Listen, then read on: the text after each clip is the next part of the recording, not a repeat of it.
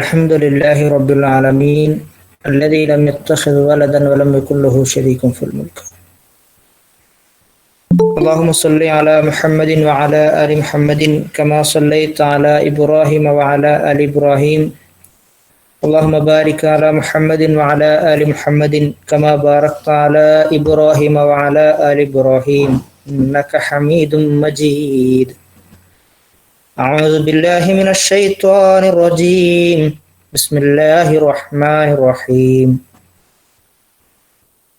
إياك نعبد وإياك نستعين اهدنا الصراط المستقيم صراط الذين أنعمت عليهم غير المغضوب عليهم ولا الضالين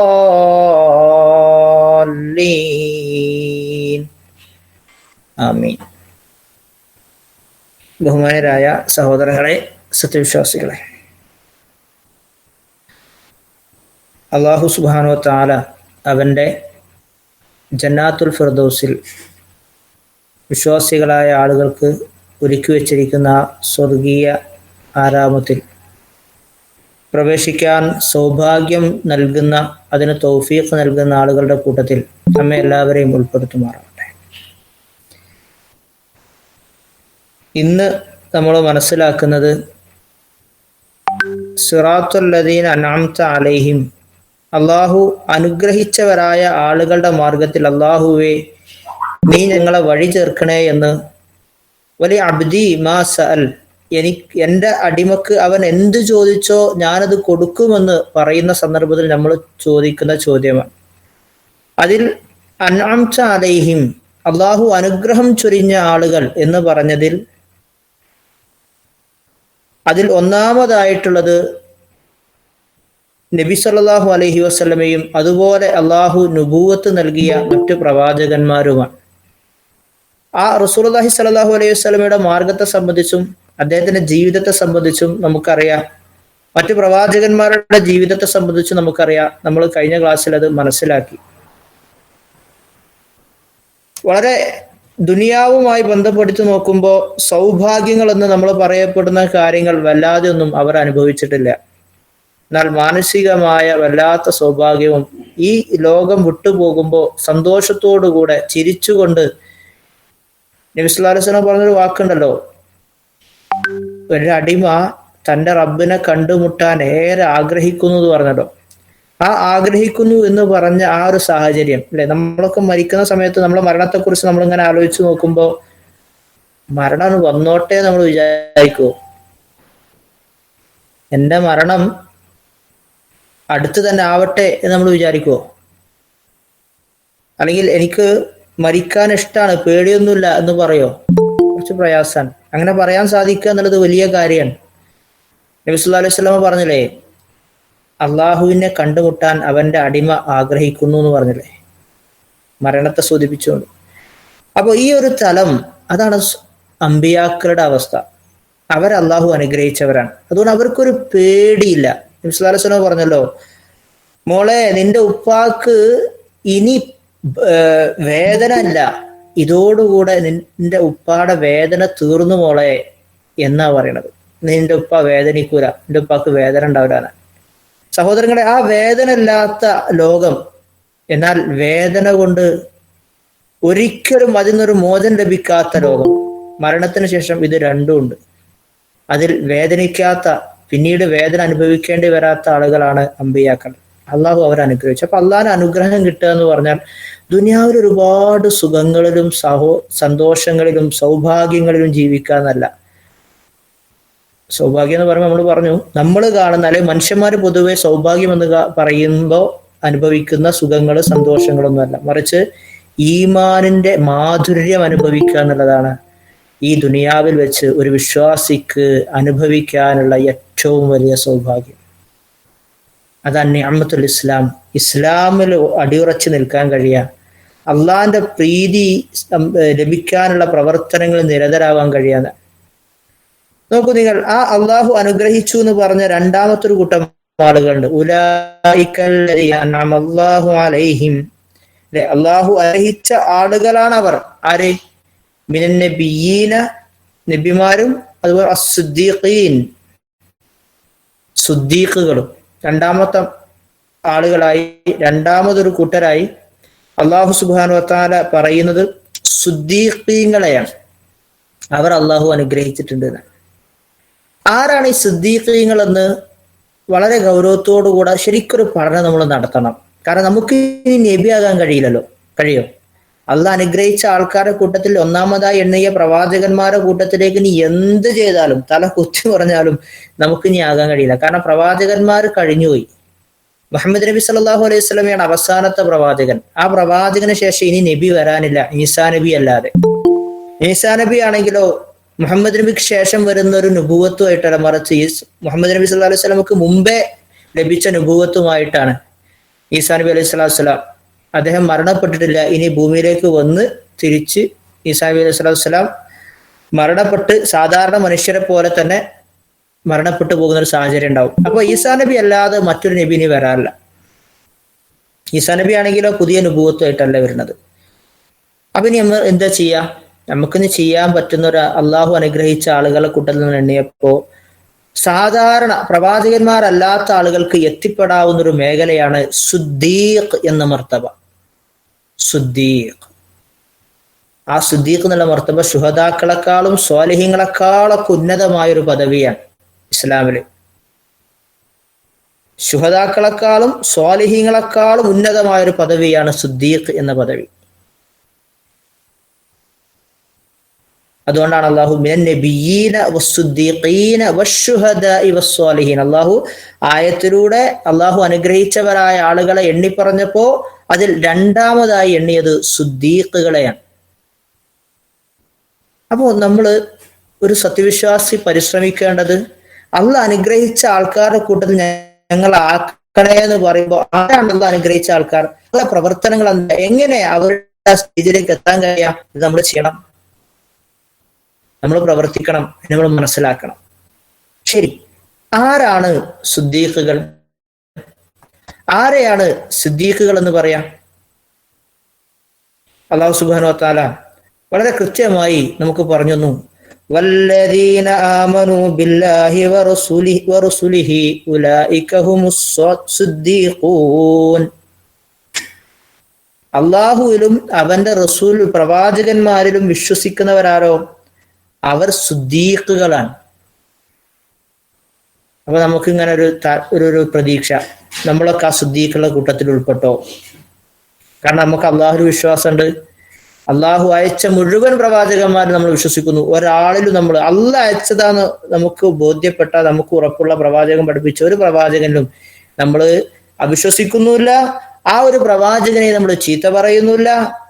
ആ പ്രവാചകർക്ക് വേണ്ടി നമ്മൾ പ്രാർത്ഥിക്കുന്നു, അലൈഹിസ്സലാം എന്ന് പറയുന്നു. എന്നാൽ അള്ളാഹുലും അവന്റെ പ്രവാചകന്മാരും വിശ്വസിച്ച് എല്ലാവരും സിദ്ദീഖീങ്ങളാവോ? ഇല്ല. അതൊരു പദവിയാണ്. ഇസ്ലാമിൽ ആ പദവി കിട്ടിയ ഒരാളാണ്, അല്ലെങ്കിൽ അക്ഷരാർത്ഥത്തിൽ സിദ്ദീഖ് എന്ന് പറഞ്ഞാൽ ആ സിദ്ദീഖിന്റെ ജീവിതം എങ്ങനെയാണ് എന്ന് നമുക്ക് മനസ്സിലാക്കാൻ പറ്റുന്ന ഒരു ജീവിതമാണ് അബൂബക്കർ സിദ്ദീഖ് റളിയല്ലാഹു അൻഹുവിന്റെ ജീവിതം. അതുപോലെ തന്നെ അള്ളാഹു സിദ്ദീഖുകളുടെ കൂട്ടത്തിൽ ഉൾപ്പെടാൻ പറ്റുന്ന, അല്ലെ സിദ്ദീഖുകളുടെ സ്വഭാവത്തെ കുറിച്ച് അള്ളാഹു പറയുന്നുണ്ട്. എങ്ങനത്തെ ആൾക്കാരെ സിദ്ദീഖുകൾ? ആരെയാണ് സുദ്ദീഖ് എന്ന പദവിയിലെത്തിയ ആൾ എന്ന് പറയാൻ പറ്റുക? സൂറത്തുൽ ബഖറ 177 ആയത്തിലൂടെ അള്ളാഹു പറയാണ്, ലൈസൽ ബിർറു അൻ തുവല്ലൂ വുജൂഹകും ഖിബലൽ മശ്രിഖി വൽ മഗ്രിബ് വലാകിന്നൽ ബിർറ മൻ ആമന ബില്ലാഹി വൽ യൗമിൽ ആഖിരി വൽ മലായികതി വൽ കിതാബി വൻ നബിയ്യീൻ വആത്തൽ മാല അലാ ഹുബ്ബിഹി ദിൽ ഖുർബാ വൽ യതാമാ വൽ മസാകീന وابن السبيل والسائلين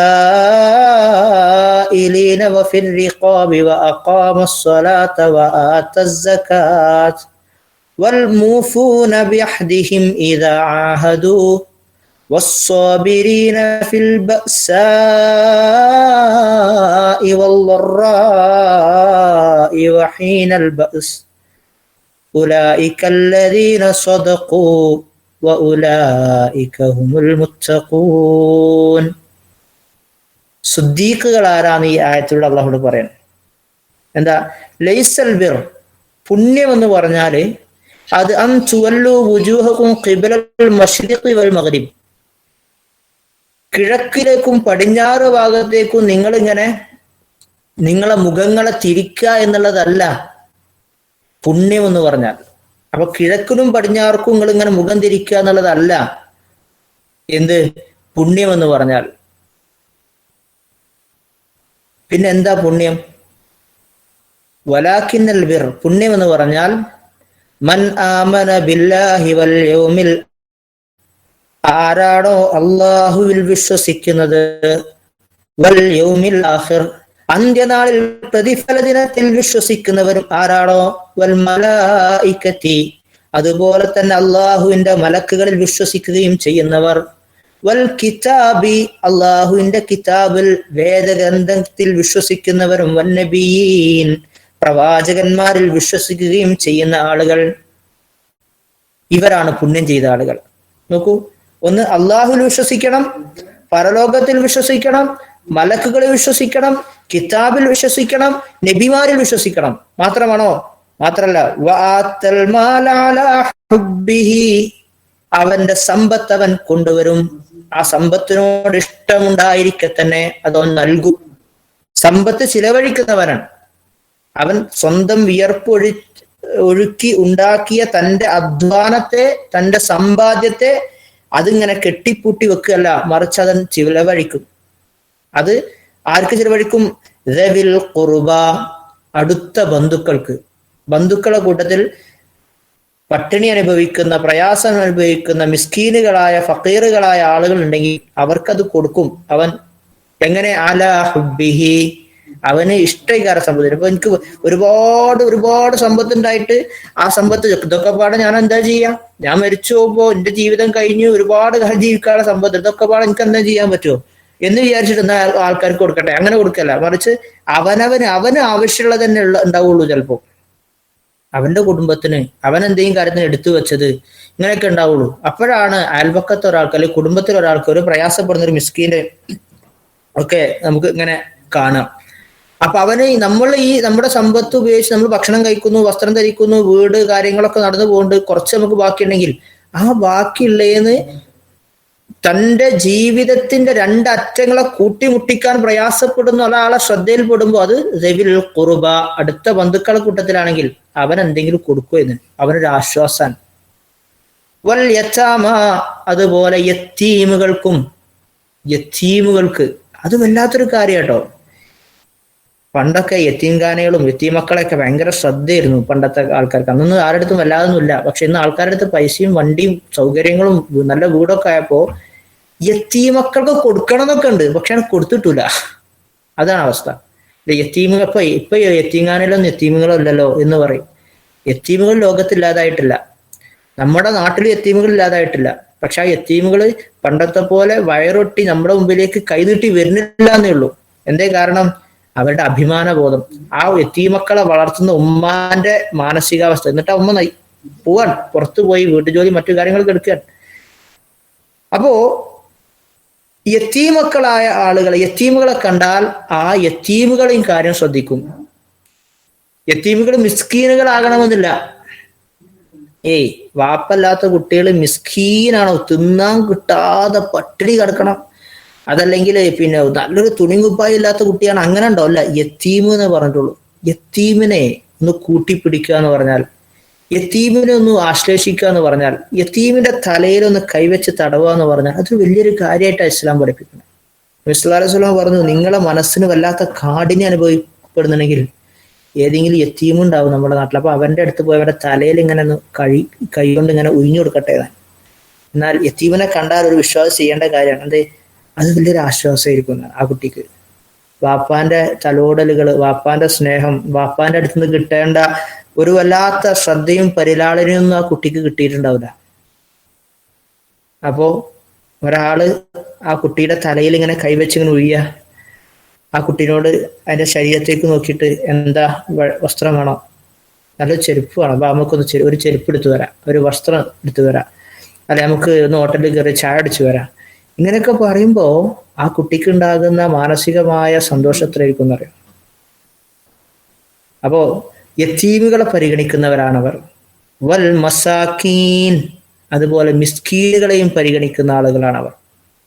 വബിന് സബീൽ, അതുപോലെ തന്നെ യാത്രക്കാരനാണ്, പക്ഷെ യാത്രയിൽ അദ്ദേഹത്തിന്റെ പണമോ ഒക്കെ അല്ലെങ്കിൽ അദ്ദേഹത്തിന്റെ ഭക്ഷണം തീർന്നു പോയി, പണം നഷ്ടപ്പെട്ടു പോയി, അദ്ദേഹത്തിന് കാര്യം ഒന്നുമില്ല കയ്യിൽ, അങ്ങനെ ഒരു എന്താന്ന് ചെയ്യാന്നറിയാത്തൊരവസ്ഥയിൽ നിൽക്കുന്ന ആൾക്കാരുണ്ടാവും അല്ലെ, പോക്കറ്റ് അടിച്ചു പോവാം, അങ്ങനെയൊക്കെ ഉണ്ടാവും.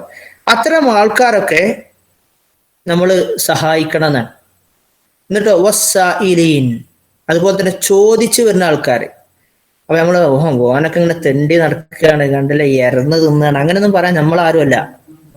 എരന്ന് തിന്നാണെന്ന് പറയാൻ നമ്മളാരുമല്ല. ചോദിച്ചു വന്നോ അത് കൊടുക്കും.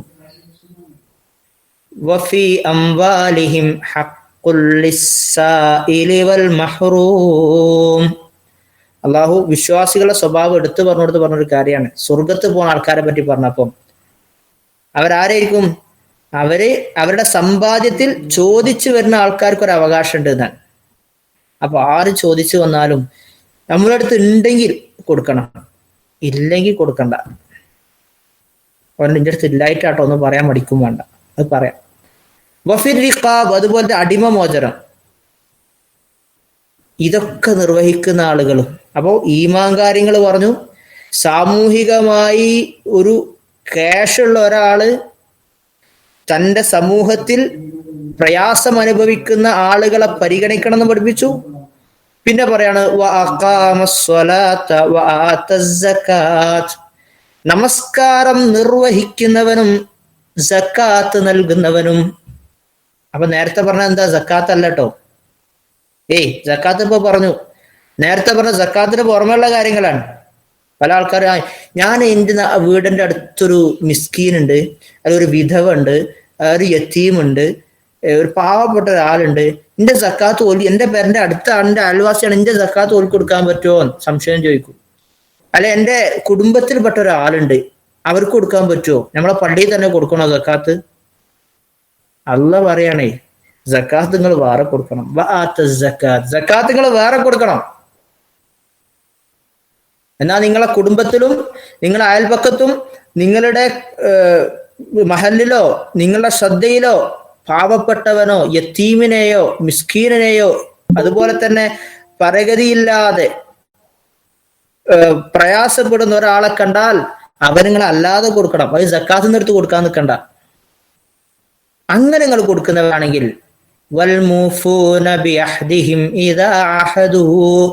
നിങ്ങൾ ആരോടെങ്കിലും കരാർ ചെയ്തിട്ടുണ്ടെങ്കിൽ, ഇപ്പൊ എങ്ങനെ നമുക്ക് ചെയ്യട്ടോ, എന്തെങ്കിലും കാര്യം ഒരാൾ എന്തെങ്കിലും കാര്യം ആവശ്യപ്പെട്ടാൽ നമുക്ക് ചെയ്യാം ഇൻഷാ അല്ലാഹ് മറക്കാതെക്കട്ടെ എന്ന് പറഞ്ഞൊരു ആരെ ആവശ്യപ്പെട്ടു നോക്കുക.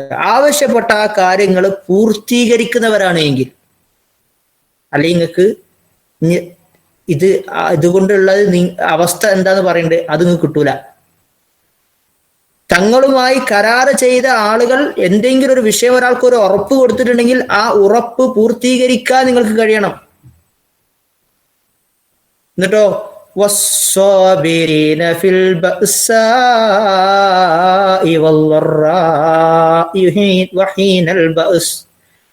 നിങ്ങൾ പ്രയാസം അനുഭവിക്കുന്ന സാഹചര്യത്തിലാണെങ്കിലും നിങ്ങൾ ബുദ്ധിമുട്ട് അനുഭവിക്കുന്ന ഒരു സാഹചര്യങ്ങൾ കാണുന്നുണ്ട്, അങ്ങനെയാണെങ്കിലും നിങ്ങൾ കരാറ് പാലിക്കാൻ സാധിക്കുന്ന ആളുകളാണെങ്കിൽ ക്ഷമിച്ചുകൊണ്ട് നിങ്ങൾ എന്ത് ചെയ്യണം? നിങ്ങളെ ഏൽപ്പിച്ചിരിക്കുന്ന ഉത്തരവാദിത്വം നിങ്ങൾ നിർവഹിക്കണം. അതുപോലെ തന്നെ ഈ സഹായങ്ങളും കാര്യങ്ങളൊക്കെ നിങ്ങൾക്ക് ചെയ്യാൻ പറ്റുമെങ്കിൽ നിങ്ങൾ അത് ചെയ്യണം. നിങ്ങൾ മുന്നിൽ ഇങ്ങനെ ഒരു പക്ഷേ ഞാൻ അത് കൊടുത്താൽ ഞാൻ ആ സമയത്ത് ഞാൻ എന്താ ചെയ്യുക, കുട്ടികളെ കെട്ടിക്കാൻ വേണ്ടി എടുത്തുവെച്ച പൈസയാണ്, ഇപ്പൊ കുട്ടികളെ കല്യാണം ആകുമ്പോൾ എനിക്ക് ആരാ തരിക എന്ന് നിങ്ങളെ മുമ്പിൽ വലിയ പ്രശ്നങ്ങളൊക്കെ വരും. അപ്പോ ചിന്തിക്കാൻ കഴിയണം, ഇത് എനിക്കിപ്പോ തന്ന പഠിച്ചോല്ല, അപ്പം വേറെ തന്നോളൂ. ഇതിനൊരു സാഹചര്യം, ഒരു രൂപം നമുക്ക് ഈ ഒരു ചിത്രം നമ്മുടെ മനസ്സിൽ വരികയാണെങ്കിൽ നമ്മളെ സംബന്ധിച്ച് അള്ളാഹു പറയാണ്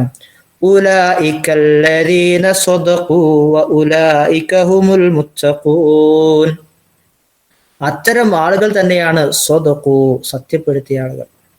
അവരാണ് സിദ്ദീഖുകൾ. അപ്പൊ നമുക്ക് സിദ്ദീഖുകളാവാൻ ഒരു പ്രയാസമില്ല. നമ്മുടെ സ്വഭാവം, നമ്മുടെ ജീവിതം, നമ്മുടെ അള്ളാഹു നൽകിയിരിക്കുന്ന ഇസ്ലാം ഉൾക്കൊണ്ട ഈ ജീവിതം, മുസ്ലിം ആയിരിക്കുന്ന ജീവിതം ഈ രൂപത്തിലാക്കി തീർത്താൽ മതി. ഒരു പ്രയാസമില്ല. ഇതിലിപ്പോ നമുക്ക് എന്താ പ്രയാസമുള്ളത്? അള്ളാഹ് ഉണ്ടെന്ന് വിശ്വസിക്കാൻ പ്രയാസമുണ്ടോ? ഇല്ല. അതുപോലെ തന്നെ പരലോകം ഉണ്ടെന്ന് നമ്മൾ വിശ്വസിക്കാൻ പ്രയാസമുണ്ടോ? ഇല്ല. നമ്മളത് വിശ്വസിച്ച ആൾക്കാരാണ്.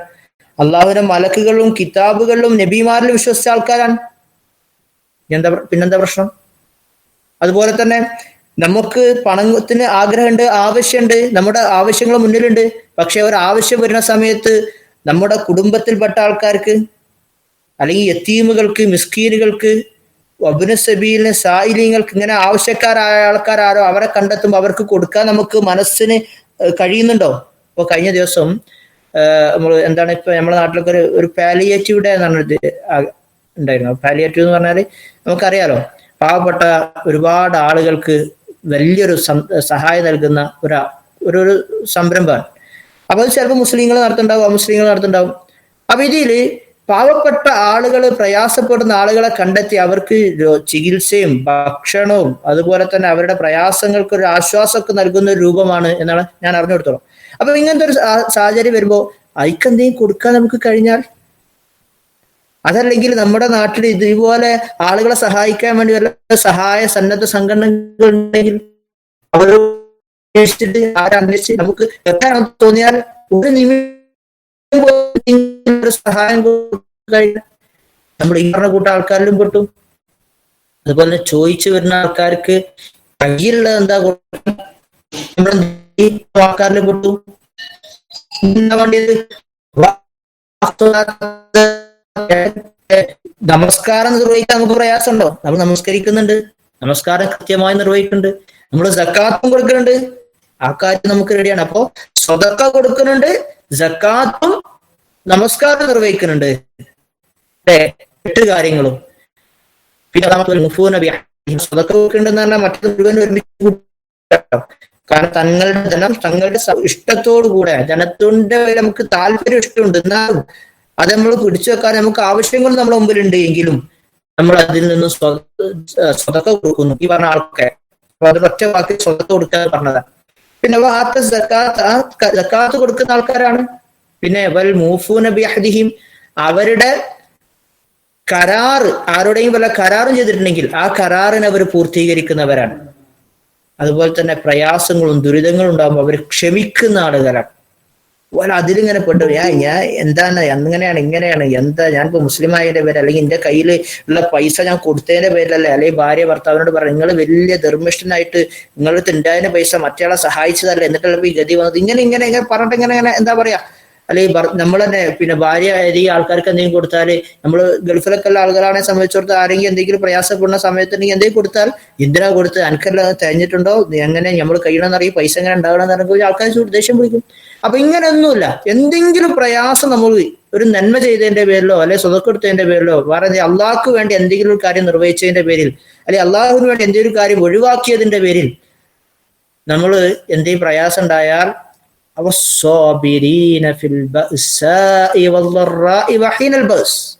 അതിൽ ക്ഷമ കൈക്കൊള്ളുന്ന ആളുകൾ അവരാണ് സിദ്ദീഖുകൾ എന്നാണ്. അപ്പൊ ഇതൊരു മനുഷ്യന് കഴിയുന്ന കാര്യമാണ്. ഒരു മനുഷ്യന് കഴിയാത്തതാണോ? അല്ല, ഒരു മനുഷ്യന് കഴിയാവുന്ന ഒരു കാര്യം തന്നെയാണ്. അതുകൊണ്ട് അത്തരം ഒരു സ്വഭാവമുള്ള ആളുകൾ ആരാണോ അവർ സിദ്ദീഖുകളാണ് എന്ന്. അതുപോലെ തന്നെ അള്ളാഹു സിദ്ദീഖ് എന്ന് എടുത്തു പറഞ്ഞ ഒരാളുണ്ട്. അവരുടെ സ്വഭാവത്തെ നോക്കിയിട്ട് ആ ലൈന് നമ്മൾ സ്വീകരിച്ചാൽ നമുക്ക് സിദ്ദീഖുകളെ കൂടെ ഉൾപ്പെടാൻ പറ്റും. അതാരാ? വദ്കുർ ഫിൽ കിതാബി ഇബ്രാഹിം ഇന്നഹു കാന സിദ്ദീഖൻ നബിയ്യാ. ഇബ്രാഹിം നബി അലൈഹി സ്വലാത്തു വസ്സലാം അള്ളാഹു സിദ്ദീഖൻ നബിയ്യാ അംഗീകാരം കൊടുത്തു, ആ സർട്ടിഫിക്കറ്റ് കൊടുത്തു. അദ്ദേഹം സിദ്ദീഖായിരുന്നു. അപ്പൊ ഇബ്രാഹിം നബിയുടെ ജീവിതം എടുത്തു നോക്കാം. ഇബ്രാഹിം നബി ഒരുപാട് ധനം ചെലവഴിച്ചു എന്ന് ഇവിടെ നമുക്ക് കാണാൻ കഴിയില്ല. ഇബ്രാഹിം നബിയുടെ അടുത്ത് അതിനകത്ര ധനമില്ലായിരുന്നു.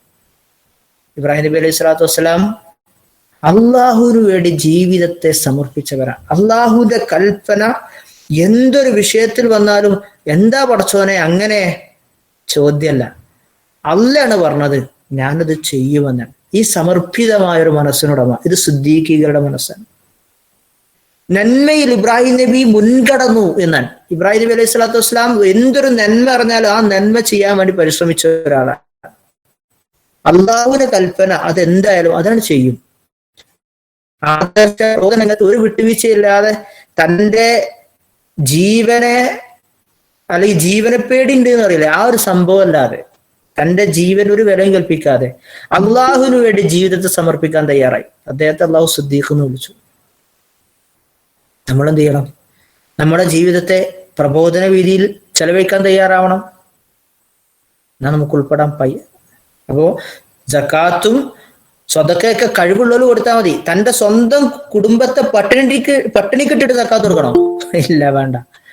തൻ്റെ സ്വന്തം കുടുംബത്തെ പട്ടിണിക്കിടുക. അപ്പൊ പിന്നെ സ്വതക്ക് കൊടുക്കണം. സക്കാത്ത് കൊടുക്കാൻ പിന്നെ അങ്ങനത്തെ ആൾക്കാരുടെ ഉണ്ടാവില്ലല്ലോ. അപ്പൊ സ്വതക്ക് കൊടുക്കുക. അപ്പൊ ആ സ്വതക്ക് കൊടുക്കണം. അതിന് ഇസ്ലാം പ്രോത്സാഹിപ്പിക്കുന്നില്ല. മറിച്ച് എന്താ പറയുക, നിന്റെ ഭാര്യക്ക് നീ നിന്റെ ഭാര്യയുടെ വായിൽ ഒരു ഭക്ഷണം വെച്ചു കൊടുക്കുന്നത് സ്വതക്കയാണ് പഠിപ്പിച്ചത്. മക്കൾക്ക് വേണ്ടി നീ പണം ചിലവഴിക്കുന്നത് സ്വതക്കയാണ്. അപ്പൊ ആ സ്വതക്ക നമുക്ക് കിട്ടും. അപ്പൊ അവനവന്റെ കുടുംബത്തെ പട്ടിണി കിടത്തിയിട്ട് മറ്റൊരാളെ നിങ്ങൾ പട്ടിണി മാറ്റണ്ട. ആദ്യം അവനവന്റെ കുടുംബം നോക്കണം. എന്നിട്ട് അത് അവിടെ പട്ടിണി മാറിയിട്ടുണ്ടോ എങ്കിൽ അയൽവക്കത്തെ പട്ടിണി, കുടുംബത്തിലെ പട്ടിണി നോക്കുക. ആ കാര്യം കൂടെ നമ്മൾ പ്രത്യേകം എന്ത് ചെയ്യണം? ശ്രദ്ധിക്കണം. ശരി, ഇനി പ്രവാചകന്മാരല്ലാത്ത ഒരാളാണല്ലോ, നമുക്കറിയാലോ, നമ്മൾ നേരത്തെ പറഞ്ഞു അബൂബക്കർ സിദ്ദീഖ് റളിയല്ലാഹു അൻഹു. അദ്ദേഹത്തെ സിദ്ദീഖ് എന്ന പേര് വിളിച്ചു. ആരാ വിളിച്ചത്? നബി സല്ലല്ലാഹു അലൈഹി വസല്ലം. നമുക്കറിയാലോ, വഹിദ് മലയുടെ മേളിൽ ഒരിക്കൽ നബി സല്ലല്ലാഹു അലൈഹി വസല്ലം അങ്ങനെ നിൽക്കുക. ഇടക്കിടക്ക് മദീനത്തുള്ള സമയത്ത് വഹിദിന്റെ അങ്ങ് നബി പോവും, മസ്ജിദ് ഖുബൈലും ഒക്കെ പോവും. അങ്ങനെ ഒരു ദിവസം പോയപ്പോൾ അബൂബക്കർ സിദ്ദീഖ് റളിയല്ലാഹു അൻഹുവും ഉമർ ഇബ്നു ഖത്താബ് റളിയല്ലാഹു അൻഹുവും ഉസ്മാൻ ഇബ്നു അഫ്ഫാൻ റളിയല്ലാഹു അൻഹുവും സമൂഹത്തിലെ ഏറ്റവും ഉന്നതരായ ആൾക്കാർ, ഏറ്റവും നല്ല തഖ്വയുള്ള മനുഷ്യന്മാര് അല്ലേ, അവരെ 4 പേരും കൂടെ ഇങ്ങനെ പോവാണ്. എന്തായിരിക്കും ആ കൂട്ടുകിടന്ന് ആലോചിക്കി. അള്ളാഹുവിന്റെ റസൂൽ സല്ലല്ലാഹു അലൈഹി വസല്ലം കൂടെ അബൂബക്കർ സിദ്ദീഖ് റളിയല്ലാഹു അൻഹു, ഉമർ റളിയല്ലാഹു അൻഹു, ഉസ്മാൻ റളിയല്ലാഹു അൻഹു. ഹൃദ്യമായ ഒരു അനുഭവം അല്ലേ? ആലോചിക്കുമ്പോൾ തന്നെ ഈ 4 ആളുകൾ ഇങ്ങനെ പോവാൻ ഉഹദിന്റെ അടുത്തെത്തി. ഉഹദ് മലയുടെ മുകളിലേക്ക് ഇങ്ങനെ കയറിയവർ. ഉഹദ് മലയുടെ മുകളിലേക്ക് ഇങ്ങനെ കയറിയപ്പോ ഉഹദ് അവിടെ നിന്ന സമയത്ത് ഉഹദ് ഒന്നും ഇങ്ങോട്ട് വിറക്കാൻ തുടങ്ങി. ഉഹദ് ഒന്നിങ്ങോട്ട് വിറക്കാൻ തുടങ്ങി, ഒരു വിറയല്. അപ്പൊ നബി സല്ലല്ലാഹു അലൈഹി വസല്ലം പറഞ്ഞു, അടങ്ങ് ഉഹദേ, അടങ്ങ്. നിന്റെ മേൽ ഉള്ളത് ഒരു നബിയാണ്, ഒരു സിദ്ദീഖുമാണ്, 2 ശുഹദാക്കളുമാണ്. ആലോചിക്കൂ, നബി സല്ലല്ലാഹു അലൈഹി വസല്ലം പറയാണ്, ഉഹദേ നീ അടങ്ങ്, നിന്റെ മേലുള്ളത് ഒരു നബിയാണ്, ഒരു സിദ്ദീഖാണ്, 2 ഷഹീദുകളുമാണ്. നമുക്കറിയാം നബി മുഹമ്മദ് സല്ലല്ലാഹു അലൈഹി വസല്ലമയാണ്. സിദ്ദീഖ് അബൂബക്കർ സിദ്ദീഖ് റളിയല്ലാഹു അൻഹു ആണ്. 2 ശുഹദാക്കളാണ്. ഉമർ റളിയല്ലാഹു അൻഹു ഷഹീദായ ആളാണ്, ശത്രുക്കളുടെ വാളിനിരയായ ആളാണ്. ഉസ്മാൻ ഇബ്നു അഫ്ഫാൻ റളിയല്ലാഹു അൻഹു അദ്ദേഹവും ഇസ്ലാമിന്റെ ശത്രുക്കളുടെ വാളിനിരയായ ആളാണ്. ഇത് നബി സല്ലല്ലാഹു അലൈഹി വസല്ലം എന്നോ പറയണം. ഇത് പ്രവാചകന്റെ പ്രവാചകത്വത്തിനോട് തെളിവാണ്. പ്രവാചകൻ ഈ പറഞ്ഞ വാക്ക് അതുപോലെ സംഭവിക്കാൻ അതിൽ പ്രവാചകൻ എടുത്തു പറഞ്ഞ പേരാണ് സിദ്ദീഖ്, അബൂബക്കർ സിദ്ദീഖ് റളിയല്ലാഹു അൻഹുവിനെ കുറിച്ച്. എന്താ അബൂബക്കർ സിദ്ദീഖ് റളിയല്ലാഹു അൻഹുവിനെ പറ്റി അങ്ങനെ പറയാനുള്ള കാരണം? അദ്ദേഹം റസൂലുള്ളാഹി സ്വല്ലല്ലാഹു അലൈഹി വസല്ലമയെ, ഇസ്ലാമിനെ സ്വീകരിച്ച രൂപം അങ്ങനെയായിരുന്നു. അബൂബക്കർ സിദ്ദീഖ് റളിയല്ലാഹു അൻഹുവിന്റെ ചരിത്രം നമ്മൾ ഇങ്ങനെ എടുത്ത് പരിശോധിച്ച് നോക്കുക, നമുക്ക് കാണാൻ കഴിയും. ഒരിക്കൽ അബൂബക്കർ സിദ്ദീഖ് റളിയല്ലാഹു അൻഹു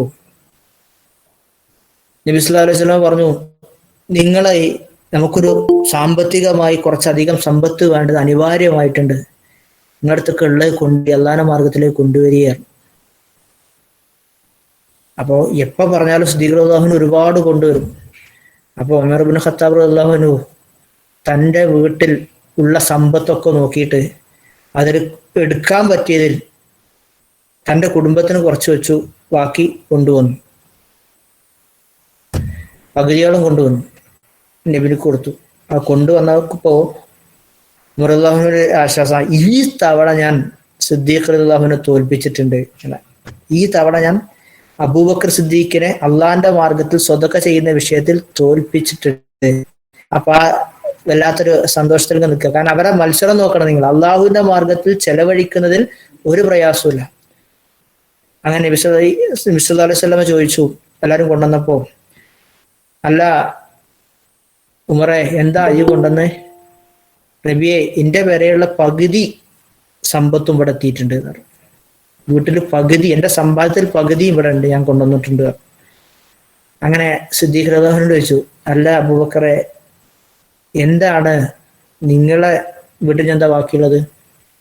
അപ്പൊ അദ്ദേഹം പറഞ്ഞു, എന്റെ വീട്ടിൽ ഇനി എന്റെ കുട്ടികളും പെണ്ണുങ്ങളും തന്നെയുള്ളൂ, എടുക്കാൻ പറഞ്ഞൊക്കെ ഞാൻ കൊണ്ടുവന്നിട്ടുണ്ട് എന്ന് പറഞ്ഞു. ഉമർ റളിയല്ലാഹു അത്ഭുതപ്പെട്ടു. അദ്ദേഹം പറയാണ്, സിദ്ദീഖുൽ അക്ബറിനെ തോൽപ്പിക്കാൻ കഴിയില്ല, അബൂബക്കർ സിദ്ദീഖിനെ തോൽപ്പിക്കാൻ കഴിയില്ല. അതുപോലെ മറ്റൊരു ചരിത്രം നമുക്ക് കാണാൻ കഴിയും. നമുക്ക് അറിയാലോ, ഒരു സത്യവിശ്വാസിക്ക് സന്തോഷം ഉണ്ടാക്കുന്ന എന്തെങ്കിലും ഒരു കാര്യം അയാൾ അറിയിക്കുക എന്നുള്ളത് വലിയ പുണ്യമുള്ള ഒരു കാര്യമാണ്. ഒരാൾക്കൊരു സന്തോഷമുള്ള കാര്യം അദ്ദേഹം അറിഞ്ഞിട്ടില്ല, പക്ഷെ നമ്മൾ അറിഞ്ഞു. അപ്പൊ നമ്മൾ വേഗം അദ്ദേഹത്തെ അറിയിച്ച, അദ്ദേഹത്തിന്റെ മനസ്സിന് സന്തോഷം ഉണ്ടാക്കുന്ന ഒരു കാര്യം ഉണ്ടാക്കിയാൽ, ഒരു മനസ്സിനെ സന്തോഷിപ്പിച്ചാൽ നമുക്ക് പുണ്യാണ്, വലിയ പുണ്യാണ്. അങ്ങനെ നബി സല്ലല്ലാഹു അലൈഹി വസല്ലമ തലേ ദിവസം ഇശാസ്കരിക്കുന്നതിന് മുമ്പോ അതോ അതിന് ശേഷമോ ഒരു ക്ലാസ് എല്ലാവരും കൂടിയിരിക്കുന്ന സമയത്ത് റസൂലുള്ള ഒരു സഹാബിയെ പറ്റി നല്ലൊരു കാര്യം പറഞ്ഞു. അങ്ങനെ അബൂബക്കർ സിദ്ദീഖ് റളിയല്ലാഹു അൻഹു, ഉമർ റളിയല്ലാഹു അൻഹു ഒക്കെ ഉണ്ട്. അപ്പൊ ഉമർ റളിയല്ലാഹു അൻഹു വിചാരിച്ചു, നാളെ നേരത്തെ പോയിട്ട് ഈ സന്തോഷ വാർത്ത അവനെ അറിയിക്കണം എന്ന് വിചാരിച്ചു. അങ്ങനെ അദ്ദേഹം പിറ്റേ ദിവസം നേരത്തെ എണീച്ച് വേഗം പോയി ഈ സന്തോഷ വാർത്ത അറിയിച്ചു. അപ്പൊ അദ്ദേഹത്തിന് പുതുമയും തോന്നിയില്ല. എന്തേ, നിനക്ക് സന്തോഷമല്ല? ഉണ്ട്, ഞാനത് നേരത്തെ അറിഞ്ഞല്ലോ. എങ്ങനെ? ഇന്നലെ അന്തിക്കൻ അബൂബക്കർ സിദ്ദീഖ് റളിയല്ലാഹു അൻഹു വന്നിരുന്നു എന്നാണ്. ഇന്നലെ രാത്രി തന്നെ അബൂബക്കർ സിദ്ദീഖ് വന്നിരുന്നു എന്നാണ്. ആ ഈമാനും ആ സമർപ്പിത ജീവിതവും പരലോകത്ത് വിജയം കൈവരിക്കണമെന്ന അദ്ദേഹത്തിന്റെ വല്ലാത്ത ആവേശപൂർവ്വമുള്ള പ്രവർത്തനം നോക്കൂ നിങ്ങൾ. മറ്റൊരു സമയത്ത് അദ്ദേഹത്തിന്റെ ചരിത്രത്തിൽ നമുക്ക് കാണാൻ കഴിയും. മുശ്രിക്കീങ്ങളിൽപ്പെട്ട ഒരാള് അബൂബക്കർ സിദ്ദീഖ് റളിയല്ലാഹു അൻഹുവിന്റെ അടുക്കൽ ഓടി വന്നു. എപ്പോഴാണെന്നറിയോ? നബി സല്ലല്ലാഹു അലൈഹി വസല്ലമ മിഅ്റാജ് കഴിഞ്ഞ് വന്ന രാത്രി എല്ലാവരും വീട്ടിലേക്ക് പോകുമ്പോൾ നബി കാബയിലുണ്ട്, അവിടെ അങ്ങനെ ഇരിക്കുന്നുണ്ട്. വെളിച്ചം വെച്ച് വന്നപ്പോ നബി സല്ലല്ലാഹു അലൈഹി വസല്ലം പറഞ്ഞു, ഞാൻ ഇന്നലെ ബൈത്തുൽ മുഖദ്ദസിലും പോയി 7 ആകാശത്തും പോയി വന്നു പറഞ്ഞു. ഇവരെ കമ്പരുന്നേ, നമ്മൾ അന്നേ പറഞ്ഞില്ല മുഹമ്മദിന് ഭ്രാന്താണെന്നുള്ളത്. മക്കയിൽ നിന്ന് ഫലസ്തീനിലെ ബൈത്തുൽ മുഖദ്ദസിൽ പോയി ആ പള്ളിയൊക്കെ ഒന്ന് ചുറ്റിക്കറങ്ങി കണ്ട് അവിടുന്ന് പോയി നിസ്കാരം കഴിഞ്ഞ് വീണ്ടും മിഅ്റാജ് 7 ആകാശം പോയി കണ്ട് തിരിച്ചു വന്നു എന്നാ പറയണത്. അപ്പോ അബൂബക്കർ സിദ്ദീഖ് ഹാദാ സാഹിബു യസഅമു അന്നഹു ഖദ് ഉസ്രിയ ബിഹി ലൈല ഇലാ ബൈത്തുൽ മുഖദ്ദസ് സുമ്മ റജഅ മിൻ ലൈലതിഹി. നിന്റെ സഹോദരൻ സ്വാഹിബ് അദ്ദേഹം വാദിക്കണ എന്താന്ന് എനിക്കറിയാം അബൂബക്കറെ. ഇന്നലെ രാത്രി പോയി, യാത്രയാണം നടത്തി, രാത്രി മൂപ്പർ ഇവിടുന്ന് പോയി ഇവിടേക്ക് ബൈത്തുൽ മുഖദ്ദസിലേക്ക്, ഫലസ്തീനിലെ ബൈത്തുൽ മുഖദ്ദസിലേക്ക്. എന്നിട്ട് ആ രാത്രി മൂപ്പർ തിരിച്ചു വരികയും ചെയ്തു. ഇന്ന് സുബഹി ആയപ്പോത്തിന് അല്ലെങ്കിൽ നേരം വെളുത്തപ്പോത്തിന് മൂപ്പർ ഇവിടെ ഉണ്ട്. എങ്ങനെ അബൂബക്കറെ ഇത് വിശ്വസിക്കുക? ഇത് ഈ വിശ്വസിക്കണുണ്ടോ എന്ന് ചോദിച്ചു. അപ്പൊ അബൂബക്കർ സിദ്ദീഖിന്റെ ചോദ്യം എന്താ പറയുക? ആ വഖാല ദാലിക്, നബിയാണോ അത് പറഞ്ഞത്? നബി അങ്ങനെ പറഞ്ഞോ? മുഹമ്മദ് നബി അങ്ങനെ പറഞ്ഞോ? വേറെ ഒന്നുമില്ല അല്ലേ? എനിക്ക് തോന്നിയേക്കാരം നബി അങ്ങനെ പറഞ്ഞു, ഉറപ്പുണ്ടോ? നബി അങ്ങനെ പറഞ്ഞു, എനിക്ക് ഉറപ്പുണ്ടോ? അപ്പൊ അദ്ദേഹം ഭയങ്കര ആവശ്യം, അതെ മുഹമ്മദ് പറഞ്ഞു, ഞാൻ പറഞ്ഞു അത്രേ, നബി അത് പറഞ്ഞുകൊണ്ടിരിക്കുകയാണ്. അപ്പൊ അബൂബക്കർ സിദ്ദീഖ് വാക്ക് അത് നോക്കി, ഫഇന്നി ഉഷ്ഹിദു ഇൻ കാന ഖാല ദാലിക്, നബി അത് പറഞ്ഞിട്ടുണ്ടെങ്കിൽ ഞാനത് സത്യപ്പെടുത്തുന്നു. ലഖദ് സ്വദഖ, ഇതൊരു വല്ല അദ്ദേഹം നബി സല്ലല്ലാഹു അലൈഹി വസല്ലം വാക്ക്. എന്നിട്ട് അദ്ദേഹം പറഞ്ഞ വാക്ക് എന്താ അറിയാം? ഇതിനേക്കാൾ അപ്പുറത്തുള്ള ഞാൻ വിശ്വസിക്കുന്നുണ്ട് മുഹമ്മദ് നബി നിന്ന്. എന്താ? അള്ളാഹുവിൽ നിന്നും അദ്ദേഹത്തെ നബിയായി തെരഞ്ഞെടുത്തിരിക്കുന്നു എന്ന് പറഞ്ഞാൽ ഞാൻ വിശ്വസിക്കും. പിന്നെന്താ പിന്നെ എനിക്ക് ഇത് വിശ്വസിക്കണേന്? നബിയാണെങ്കിൽ ഇതിനപ്പുറം ഉണ്ടാവും. ഞാൻ വിശ്വസിച്ചു എന്ന് അദ്ദേഹം സമൂഹത്തിന്റെ മധ്യത്തിൽ പ്രഖ്യാപിക്കാൻ. ഒന്ന് ആലോചിച്ച് നോക്കൂ, ഇതാണ് ഈമാൻ. അതുപോലെ തന്നെ ഹുദൈബിയ സന്ധിന്റെ സമയം നബി സല്ലല്ലാഹു അലൈഹി വസല്ലമയും അനുയായികളും ഹജ്ജിന് വേണ്ടി പോവാൻ, ഞാൻ ഹജ്ജ് ചെയ്യാൻ വിചാരിക്കുന്നുണ്ട്, പോരുന്നു ചോദിച്ചു. നമുക്ക് എല്ലാവർക്കും പോവല്ലേ പോവാൻ. അവിടെ എത്തിയപ്പോൾ ഖുറൈശികളെ സമ്മതിച്ചില്ല, അവരെ തടഞ്ഞു. അങ്ങനെ കരാർ ചെയ്ത സമയത്ത് എഴുതിയ കരാറുകളൊക്കെ ഇസ്ലാമിനെതിരാണ് ഒറ്റ നോട്ടത്തില്. ഒന്ന്, ഇപ്പോ ഹജ്ജ് ഉംറ ചെയ്യാൻ പറ്റൂല, തിരിച്ചു പോകണം. രണ്ട്, മുസ്ലിമീങ്ങൾക്ക് ഇടയിൽ ആരെങ്കിലും ഇസ്ലാമിൽ ശത്രുക്കളിലേക്ക് മുസ്ലിം ഒഴിവാക്കി വരികയാണെങ്കിൽ അവരെ നിങ്ങൾ വിട്ടുതരണം, ഞങ്ങൾ അവരെ സ്വീകരിക്കും. ഞങ്ങളെ ശത്രുക്കളെ കൂട്ടുന്ന ആരെങ്കിലും ഇസ്ലാമിലേക്ക് വരികയാണെങ്കിൽ അത് നിങ്ങൾ സ്വീകരിക്കാൻ പറ്റില്ല, ഓനെ ഞങ്ങൾക്ക് തന്നെ വിട്ടുതരണം, ഓനെ നിങ്ങൾ കൂടെ കൂട്ടാനോ സംരക്ഷണം കൊടുക്കാനോ പാടില്ല. പിന്നെ 10 വർഷത്തിന് യുദ്ധം പാടില്ല അങ്ങോട്ടും ഇങ്ങോട്ടും. അതുപോലെ തന്നെ എഴുതുന്ന സമയത്ത് തന്നെ ബിസ്മില്ലാഹി റഹ്മാൻ റഹീം എഴുതി. അലി റളിയല്ലാഹു അൻഹു പറഞ്ഞു, ഇത് ഏത് റഹ്മാൻ റഹീം, ബിസ്മില്ലാന്ന് എഴുതിക്കോ. റഹ്മാൻ റഹീം നമുക്ക് യമാമയിൽ റഹ്മാനെ അറിയുള്ളൂ, അല്ലാതെ റഹ്മാൻ നമ്മൾക്ക് അറിയില്ല. നിന്ദിച്ചു, അള്ളാഹു നിന്ദിച്ചു. അപ്പൊ അലി റളിയല്ലാഹു വായിക്കാൻ പറഞ്ഞു. അദ്ദേഹം പറഞ്ഞു, ഞാൻ വായിക്കൂല, എനിക്ക് അള്ളാഹിന്റെ റഹ്മാൻ റഹീം വായിക്കാൻ എന്റെ കയ്യിൽ നിന്ന് കഴിയില്ല. സ്ഥലം കാണിച്ചോണ്ട ഞാൻ തന്നെ വായിച്ചോളാറും റസൂലുള്ളാഹ്. അത് കാണിച്ചു നബിയാണ് വായിച്ചു. ഇതൊക്കെ കൂടെ കണ്ടപ്പോ ഉമർ റളിയല്ലാഹു അൻഹുവിന്റെ അടക്കമുള്ള സ്വഹാബത്തിന് കിട്ടിയ ദേഷ്യം വന്നു. സ്വഹാബത്ത് ഇങ്ങനെ സംസാരിക്കാൻ തുടങ്ങി, നബിനോട് ഇങ്ങനെ പറയും വേണം, എങ്ങനെ പറയാന്ന് വിചാരിച്ചിങ്ങനെ നിൽക്കാൻ. അബൂബക്കർ സിദ്ദീഖ് റളിയല്ലാഹു അൻഹു അപ്പൊ എന്തോ പുറത്തു കൊടുക്ക പോയതാണ്. അതിൽ അദ്ദേഹം വന്നു. വരുന്നതിന് മുമ്പ് തന്നെ നബി സല്ലല്ലാഹു അലൈഹി വസല്ലമയോട് ഉമർ റളിയല്ലാഹു അൻഹു ചോദിച്ചു, അലസ്ത റസൂലുള്ളാഹ് അലസ്നാ ബിൽ ഹഖ്, നബി നിങ്ങൾ അള്ളാന്റെ റസൂൽ എന്നല്ലേ, നമ്മൾ സത്യത്തിലല്ലേ, എന്തിനാ ഇവര് പറഞ്ഞ ഇക്കാര്യത്തിനൊക്കെ നമ്മൾ നിന്നു കൊടുക്കുന്നത് എന്ന് ചോദിച്ചു. ഒന്ന് ആലോചിച്ച് നോക്കൂ, പ്രവാചകന്റെ മനസ്സ് വല്ലാതെ അങ്ങോട്ട് പ്രയാസപ്പെട്ടു പോയി. ഞാനും അബൂബക്കറും ഉമറും ഇടക്കിടക്ക് പറയണ ആ ഉമറ വന്ന് ചോദിക്കും, നബി നിങ്ങൾ അള്ളാന്റെ റസൂലനല്ലേ എന്ന് ആലോചിച്ച് നോക്കൂ. നമ്മളെ മക്കള് നിങ്ങളിന്റെ വാപ്പന്നല്ലേ എന്ന് ചോദിക്കേണ്ട ഒരു രംഗം വരികയാണെങ്കിൽ, നിങ്ങൾ എന്റെ ഉമ്മന്റെ അല്ലേ എന്ന് ഒരു പ്രത്യേക സന്ദർഭത്തിൽ നമ്മളോട് ചോദിക്കുകയാണെങ്കിൽ, ആ ചോദ്യം എവിടെയാ സഹോദരങ്ങളെ തറക്കുക? ചോദിച്ചു റസൂലുള്ളാഹി സ്വല്ലല്ലാഹു അലൈഹി വസല്ലമയോട്. നബി ഒന്നും മിണ്ടില്ല. നബി നബിന്റെ ഖൈമയിലേക്കാണ് കയറിപ്പോയി. പിന്നെ നബി വന്നിട്ട് പറഞ്ഞു, നിങ്ങളൊക്കെ അറുക്കാൻ വേണ്ടി കൊണ്ടുവന്ന ഉരുല്ലേ, അതിനൊപ്പം വിടാണ്ട് അറുത്താളിയായിരുന്നു. ഒരു കുട്ടി അറുത്തില്ല, ഒരു മനുഷ്യനും അറുത്തില്ല. അങ്ങനെ ഉമ്മു സലമ പറഞ്ഞു, നബി എങ്ങളാണ്ട് അറുത്തോളൂ, പിന്നെ അറുത്തോളൂ എന്നാണ്. അങ്ങനെ പ്രവാചകൻ തന്നെ പുറത്ത് ഒന്ന് കത്തിയൊക്കെ എടുത്ത് പ്രവാചകന്റെ ഉരുവിനെ നബി ഇങ്ങനെ അറക്കണ കണ്ടപ്പോ സ്വഹാബത്തിൽ ചില ആൾക്കാർക്ക് ഇങ്ങനെ വരാൻ തുടങ്ങി മനസ്സിന്. അങ്ങനെ പിന്നെ എല്ലാവരും ഓർത്തു, പ്രവാചകന്റെ കൂടെ കൂടി. ആ സമയത്ത് അബൂബക്കർ റളിയല്ലാഹു അൻഹു എടുത്തു വന്നിട്ട് ഉമർ റളിയല്ലാഹു അൻഹു എന്ന് പറയുന്ന രംഗം ചരിത്രത്തിൽ കാണാൻ കഴിയും. എന്താണെന്നറിയോ? അല്ല അബൂബക്കർ, നബി പറഞ്ഞത് കണ്ടോ, നിങ്ങൾക്ക് ഇതിലൊന്നും പറയാനില്ലേ? ബാക്കിയുള്ള ആൾക്കാരൊക്കെ അഭിപ്രായം പറയാം. അബൂബക്കർ സിദ്ദീഖ് മിണ്ടുന്നില്ല. അദ്ദേഹം പറഞ്ഞു, അത് നബിയല്ലേ പറഞ്ഞത്, നബി വെറുതെ പറയില്ല. അതാണ് സിദ്ദീഖിനൊക്കെ പറഞ്ഞത്. ഈ സഹോദരങ്ങളെ, ഈ രംഗം, ഈ ഒരു വിശ്വാസം, ഈ ഒരു സത്യപ്പെടുത്തൽ, അതാണ് സിദ്ദീഖ് അക്ബറിനെ, അബൂബക്കർ റളിയല്ലാഹു അൻഹുവിനെ സിദ്ദീഖ് എന്ന പേരിലേക്ക് അർഹനാക്കി തീർത്തത്. അപ്പൊ നമ്മളും നബി സല്ലല്ലാഹു അലൈഹി വസല്ലമയുടെ കൽപ്പനയെ അതുപോലെ ചോദ്യം ചെയ്യാതെ സ്വീകരിക്കുമ്പോൾ, അഭിപ്രായങ്ങൾ പറയാതെ, അത് റസൂലുള്ള വെറുതെ പറയില്ല, അതിലൊരു കാര്യം ഉണ്ടാകും.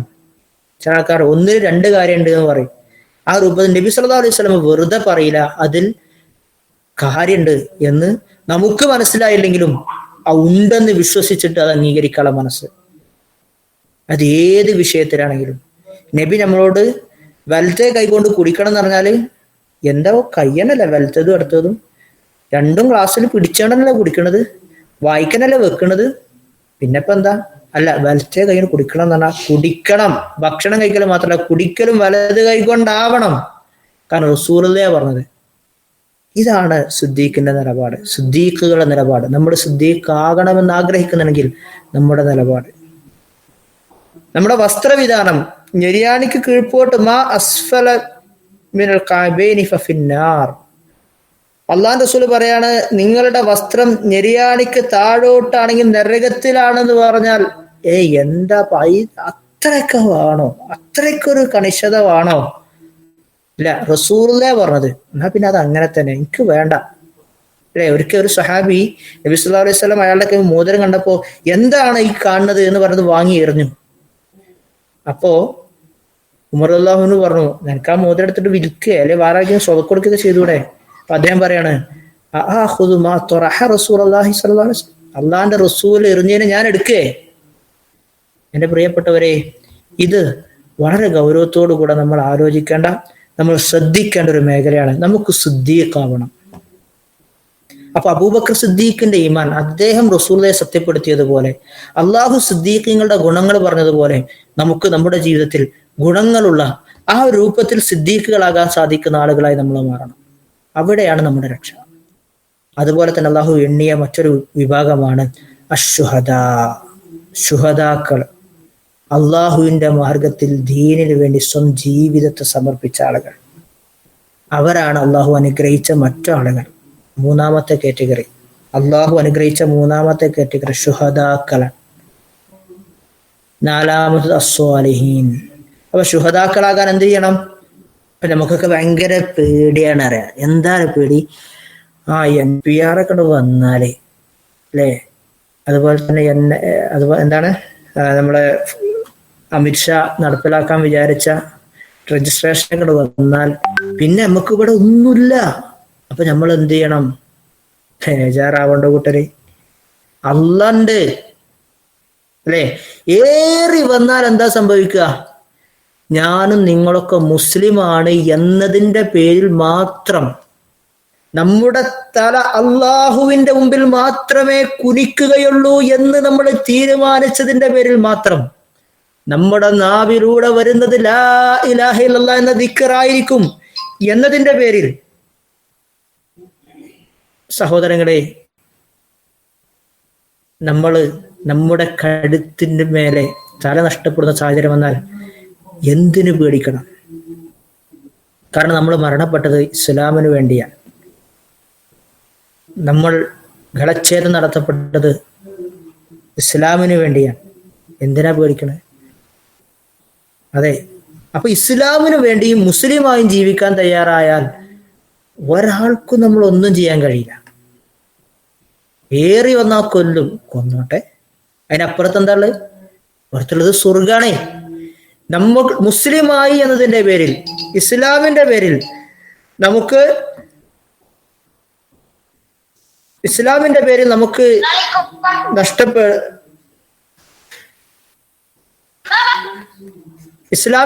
നമുക്ക് നഷ്ടപ്പെടുന്നത് നമ്മുടെ ആയുസ്സാണ്, ജീവനാണെങ്കിൽ അതിന്റെ ആദ്യ തുള്ളി നമ്മുടെ കഴുത്തിൽ നിന്ന് ഭൂമിയിലേക്ക് എത്തുന്നതിന് മുമ്പ് നമ്മൾ ചെയ്ത മുഴുവൻ പാപങ്ങൾ നമ്മൾ പൊറുക്കപ്പെട്ടിട്ടുണ്ടാവും. പിന്നെന്താ? സ്വർഗം അല്ലേ? സ്വർഗം. ആ മലക്കുകൾ വന്നുകൊണ്ട് നമ്മൾ പറയും, യാ അയ്യത്തുഹൻ നഫ്സുൽ മുത്മഇന്ന ഇർജിഇ ഇലാ റബ്ബികി റാളിയതൻ മർളിയ. അല്ലേ? തൃപ്തിപ്പെട്ട, അല്ലാഹ് ഇഷ്ടപ്പെട്ട ആളുകളായി നിങ്ങൾ മടങ്ങിക്കോളൂ എന്നാണ്. ഒന്ന് ആലോചിച്ച് നോക്കൂ. തതനസ്സലു അലൈഹിമുൽ മലായികതു അല്ലാ തഖാഫു വലാ തഹ്സനു അബ്ശിറൂ ബിൽ ജന്നത്തില്ലതി കുൻതും തുഅദൂൻ. എന്താ പേടിക്കാനുള്ളത്? എന്തിനാ പേടിക്കണേ? മലക്കുകൾ അല്ലേ, നമ്മളോട് കൊല്ലണ സമയത്ത് മലക്കുകൾ വരാൻ, നമ്മളെ റൂഹ് എടുക്കണ സമയം അവര് പറയാൻ, അല്ലാ തഖാഫു വലാ തഹ്സനു, നിങ്ങൾ പേടിക്കേണ്ടതില്ല, നിങ്ങൾ ദുഃഖിക്കേണ്ടവരില്ല. പടച്ചോനെ, ഞാൻ എൻ്റെ കുട്ടികളെ ഒഴിവാക്കി പോവാണല്ലോ, എൻ്റെ ഇണയെ ഒഴിവാക്കി പോവാണല്ലോ, ഈ ദുനിയാവിനെ ഒഴിവാക്കി പോവാണല്ലോ, എൻ്റെ വീട് ഒഴിവാക്കി പോവാണല്ലോ, ദുഃഖിക്കേണ്ട നിങ്ങൾ. നമ്മളോട് വന്നിട്ട് പറയുന്ന പറഞ്ഞത് അല്ല, നമ്മളിങ്ങനെ വിചാരിക്കണം എന്നല്ല. നമ്മുടെ മരണം നമ്മൾ തേടിയെത്തുന്ന സമയത്ത് അള്ളാഹുവിന്റെ മാർഗത്തിൽ ജീവിച്ചവരാണ് എങ്കിൽ നമ്മോട് മലക്കുകൾ വന്ന് പറയും, ആ വർത്താനം കേട്ട് മരിച്ചു പോകാന്നാണ് കൂട്ടരെ. നമ്മൾ നിങ്ങൾ അങ്ങനെ വിചാരിച്ചോളി എന്നല്ല പറഞ്ഞത്, നമുക്കത് ഇങ്ങനെ കേൾക്കാൻ കഴിയും ആ വാക്ക്. ഏത്? അല്ലാ തഖാഫു വലാ തഹ്സനു. പിന്നെന്താ കേൾക്കുക? അബ്ശിറൂ ബിൽ ജന്നത്തില്ലതി കുൻതും തുഅദൂൻ. സന്തോഷിച്ചുകൊള്ളൂ. അബ്ശിറൂ, നിങ്ങൾ സന്തോഷിച്ചു കൊള്ളുക. എന്തിനെ കൊണ്ട് സന്തോഷിക്കണം? നിങ്ങളോട് അല്ലാഹു വാഗ്ദാനം ചെയ്തിരിക്കുന്ന സ്വർഗലോകം നിങ്ങൾക്ക് ലഭിച്ചിരിക്കുന്നു. എന്താ പ്രശ്നം? എന്താ പ്രശ്നം? പ്രിയപ്പെട്ട സഹോദരങ്ങളെ, വളരെ ഗൗരവത്തോടു കൂടെ നമ്മൾ ആലോചിക്കേണ്ട ഒരു വിഷയം. അടുത്ത കാറ്റഗറി അള്ളാഹ് അനുഗ്രഹിച്ചതാരാ? അസ്വാലിഹീൻ, സ്വാലിഹീങ്ങളാണ്. സ്വാലിഹീങ്ങളാണ്. അതാരാ? അത് അള്ളാഹുവിന്റെയും പ്രവാചകന്റെയും നിയമനിർദ്ദേശങ്ങൾക്ക് അനുസൃതമായി ജീവിക്കുന്ന എല്ലാ ആളുകളും സ്വാലിഹീങ്ങളാണ്. എല്ലാ വിശ്വാസികളും സ്വാലിഹീങ്ങളാണ്. നബിമാര് മുതൽ ലാ ഇലാഹ ഇല്ലല്ലാഹ് മുഹമ്മദ് റസൂലുള്ളാഹി എന്ന് അംഗീകരിച്ച എല്ലാ മനുഷ്യന്മാരും, ആ അംഗീകാരത്തിൽ കുഫറോ ഷിർക്കോ നിഫാഖോ ഒന്നും ഉണ്ടാവരുത്. എല്ലാ നിലക്കും സംരക്ഷിതമായ ഈമാനോടുകൂടെയാണ് എങ്കിൽ, അള്ളാഹുയുടെ ഇസ്തിഗ്ഫാറിലും അതുപോലെ തന്നെ അള്ളാഹുവിലേക്ക് എതിച്ചു മടങ്ങുന്ന മനസ്സിന് ഉടമകളാണെങ്കിൽ നമ്മൾ സ്വാലിഹീങ്ങളാണ്. ഈ 4 വിഭാഗത്തിൽ പടച്ചോനെ ഇവരെ കൂട്ടത്തിലാക്കണേ ഞങ്ങളെ, ഇവരെ കൂട്ടത്തിലാക്കണേ ഞങ്ങളെ നമ്മൾ പറഞ്ഞു. അപ്പൊ അള്ളാഹ് പറയാൻ, വലി അബ്ദി മാ സഅൽ, എന്റെ അടിമക്ക് അവൻ എന്ത് ചോദിച്ചിട്ടുണ്ടോ അതെന്റെ അടിമക്കുണ്ട്. സുദ്ദീഖുകളും ഒക്കെ നമ്മുടെ കൂട്ടത്തിൽപ്പെട്ട ആളുകൾ തന്നെയാണ്. നമുക്ക് അവരുടെ കൂട്ടത്തിൽ ഉൾപ്പെടാൻ കഴിയണം. അള്ളാഹു അത്തരം നല്ല ആളുകളുടെ കൂട്ടത്തിൽ ഉൾപ്പെട്ട് ഈ ലോകത്തോട് വിട പറയാൻ തൗഫീഖ് ലഭിക്കുന്ന, സ്വർഗം ലഭിക്കാൻ അള്ളാഹു തെരഞ്ഞെടുത്ത, സ്വർഗം സമ്മാനമായി നൽകാൻ അള്ളാഹു തെരഞ്ഞെടുത്ത നല്ല ആളുകളുടെ കൂട്ടത്തിൽ നമ്മെ എല്ലാം അള്ളാഹു ഉൾപ്പെടുത്തുമാറാവട്ടെ. റബ്ബനാ തഖബ്ബൽ മിന്നാ ഇന്നക അൻതസ് സമീഉൽ അലീം വതുബ് അലൈനാ ഇന്നക അൻതത് തവ്വാബുർ റഹീം. അള്ളാഹു സുബ്ഹാനഹു വ തആല അവൻ ഇഷ്ടപ്പെടുന്ന നല്ലവരായ ദാസന്മാരുടെ കൂട്ടത്തിൽ നമ്മെ എല്ലാവരും ഉൾപ്പെടുത്തുമാറാവട്ടെ. അള്ളാഹുവെ, ജീവിതത്തിൽ സംഭവിച്ച എല്ലാ തെറ്റുകളും കുറ്റങ്ങളും ഞങ്ങൾക്ക് നീ പുറത്തു തരണേ നാഥ. റബ്ബേ, ജീവിതത്തിന്റെ എല്ലാ മേഖലകളിലും നിന്നെ സൂക്ഷിച്ചുകൊണ്ട് ജീവിതത്തെ ക്രമപ്പെടുത്തി ജീവിക്കാൻ നീ അനുഗ്രഹിച്ച നല്ലവരായ നിന്റെ അനുഗ്രഹത്തിന് വിധേയരായ ആ സ്വാലിഹീങ്ങളുടെയും ശുഹദാക്കളുടെയും സുദ്ദീഖുകളുടെയും നബിമാരുടെയും കൂടെ അള്ളാഹുവെ ഞങ്ങളെ നീ ഉൾപ്പെടുത്തണേ. റബ്ബനാ തഖബ്ബൽ മിന്നാ ഇന്നക അൻതസ് സമീഉൽ അലീം വതുബ് അലൈനാ ഇന്നക അൻതത് തവ്വാബുർ റഹീം. വആഖിറു ദഅവാനാ അൽഹംദുലില്ലാഹി റബ്ബിൽ ആലമീൻ. അസ്സലാമു അലൈക്കും.